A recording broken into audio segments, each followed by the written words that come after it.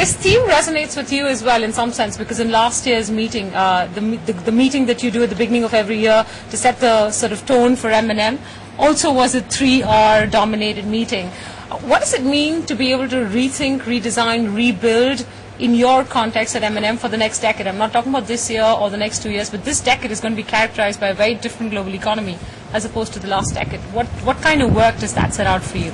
Well, I'm very glad that my 3 R's came 1 year before, and we have visual evidence in the form of your interview right here last year. Very similar. If you remember, what I had said was reboot, reinvent and reignite, and in a sense it could be really paraphrasing the same thing. So we're prepared for this new decade that will emerge, and for which the WEF here is preparing. Rethink really means that a whole number of old models of economic policies, of financial regulation, of the way in which businessmen monitor themselves, all that has got to be rechanged or rethought. In other words, they are saying, think about your fundamental underlying propositions to everything you do. And then once you do that, once you create a tabula rasa, so to speak, in your mind, then you have to redesign. You have to redesign in order to build for that new world, or to put onto that new clean slate. And I hope that this conference does get down to that level, and that we don't spend time only arguing about how to rethink things and get into ideological battles. If we get beyond that and start talking about the actual redesigning of mechanisms, the redesigning of regulations, that would be very useful. Rebuild, I think, is a question of execution.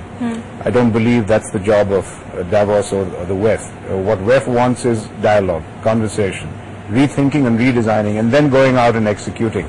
So I believe rebuild is more an instruction and a clarion call rather than something you're going to see accomplished here. You asked about what does it mean for Mahindra? Yeah. Well, as I said, we have a 1-year head start on this game plan, so to speak. It means that we have to re-look at every value proposition we have. What are people going to want? Do we focus on people's needs as opposed to their wants, which what we were thinking of doing earlier? Do we have to go back to frugal engineering and frugal innovation? Is that going to be the mantra? How do we deploy it in a more judicious manner? And finally, implementation, I think, is the common thread always. There's nothing different about rebuilding. One is always building. You're always destroying the old, building the new.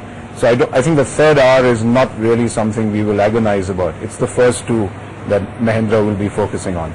You've often spoken of how at M&M you're working towards a federation premium as opposed to a conglomerate discount. My question to you is, right now your business is obviously dominated by auto. Over the next 10 years, do you see businesses like IT become an equal part in terms of their contribution to revenue? What's the shape and the sort of the contribution of the group likely to be 5, 7, 8 years down the line? How are you planning that? As you know, I'm asked this question very often. Questions about what size group do you want to have 10 years from now? What is the share of revenue going to be? Okay, yeah. And I really believe that half the fun in my job is not trying to pin things down to that level of metrics. What you want is a template. You want to have a federation, a diversified federation that embodies a certain common set of values, that embodies entrepreneurship, that grows on India's growth, and so on. And then let the best person win, man or woman. Let the best man or woman win. So, in fact, this year it's very interesting, or this quarter. We had our board meeting just yesterday in Mumbai. And last year, the IT sector had way surpassed the automotive and farm business in terms of both revenue and profit. This quarter, it's the automotive and farm equipment sector that is back to being more than 60% of the pie. And there were literally whoops in the air by those sectors. So I love that race. I love that competitiveness. Why should we presume that IT will be larger? Why should I presume that? I would love people to go in there and prove everyone wrong. The question is, have you unleashed entrepreneurialism and growth? And then let the chips fall where they may. Okay, you've also spoken about previously of one of your new interests, and that is solar energy.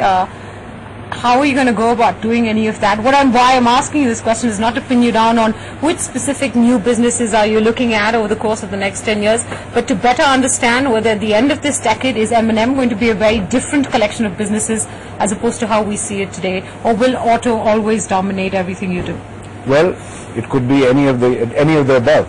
It could be auto continuing to dominate. It could be a whole new slew of businesses that are coming out and have stolen the limelight. It might be a judicious mix. Well, you mentioned solar energy, renewables, for example.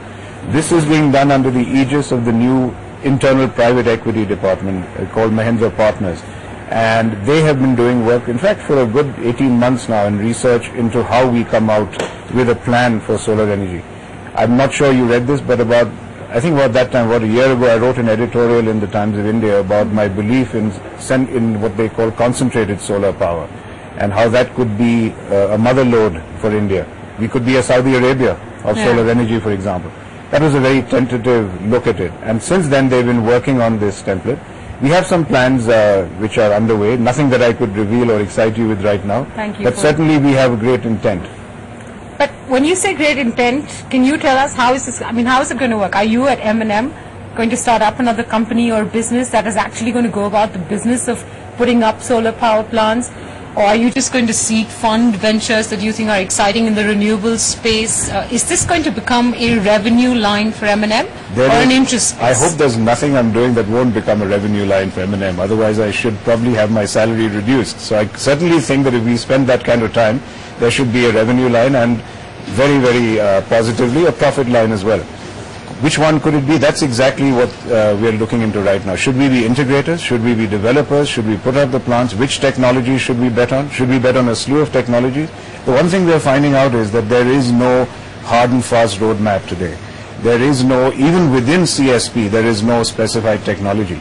PV, which looked like it would be falling behind, suddenly is catching up again with thin film technology. So it's a very interesting field, and what we are looking at is how do we play in this field? How do we become initiators of projects and exploit the natural advantage that India has? As I said, there is no algorithm we've come up with yet, and we'll share it the moment we have one. So solar energy is one. What else interests you that could potentially become a whole new business for M&M in the course of this next 10 years? Well, you know, the reason we've set up Mahindra Partners is so that we can explore all these new avenues. The thing that I've found is that with relative success comes deal flow.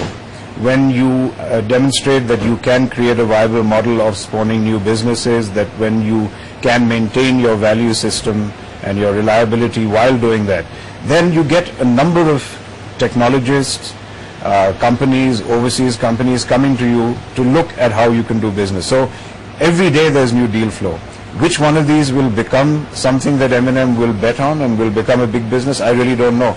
And that's the fun of going to work every day. Give me the spaces that you're interested in. You know, because when you say anything, everything comes in. What we look at is whether it is going to be something we can scale up, that could be material, that has a place either in India or globally for us to create some traction through comparative advantage, use the ecosystem of M&M. We have a whole slew of things, a template that you overlay, and then you say, well, this one looks more promising and this is what we'll pursue. That's how Mahindra Partners is working. So it's a very exciting area right now, and I wish I could... So you won't tell me which one of those businesses looks most promising? I wish I could give you a scoop in the snow right here, but I don't have one. I apologize, no. All right. We've just come out of an interesting earnings season, or at least are still coming out of an interesting earnings season. So I'd like to put a few India-specific questions to you before I get back to the 10-year theme.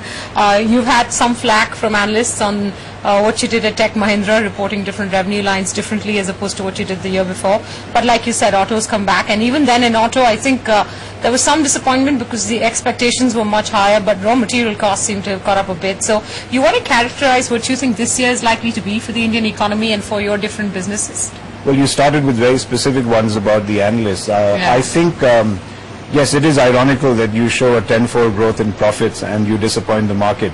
But I think there certainly we have to do some soul searching as to how does one interact with analysts and better manage expectations within a governance framework. Are you referring to the auto numbers? I'm talking the auto numbers, because the analysts were simply ahead of the curve in terms of what they were expecting.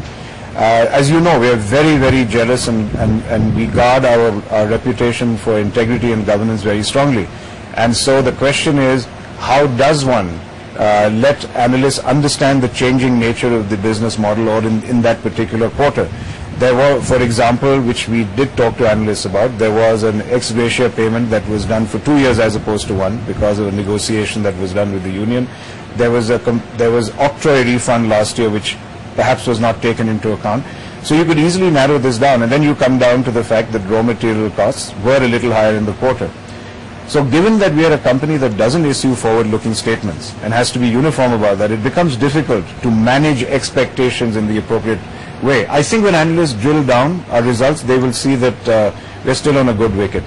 As far as Tech Mahindra is concerned, I don't want to leave it as just reporting revenue line differently as if we changed accounting rules. I think they were they tried to elaborate very quickly on that what they did was with BT and with other clients and specifically, there was a changing requirement in terms of the contracts. So as Bharat explained to the analysts, when you change your revenue, when you change your model and you're going to change prices, that's why the revenue line changed. I can understand a little bit of concern, but once again in Tech Mahindra, I think when they drill down, I think they will see that we put up a fairly robust performance in trying times.